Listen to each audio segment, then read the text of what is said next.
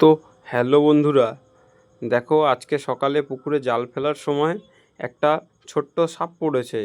আর এটা যেহেতু ছোট্ট মাছের জাল, ছোট ছোট মাছ পড়বে, তাই এর মধ্যে ওর মাথাটা যা ঢুকে গেছে আর কোনো মতেই বেরোচ্ছিল না।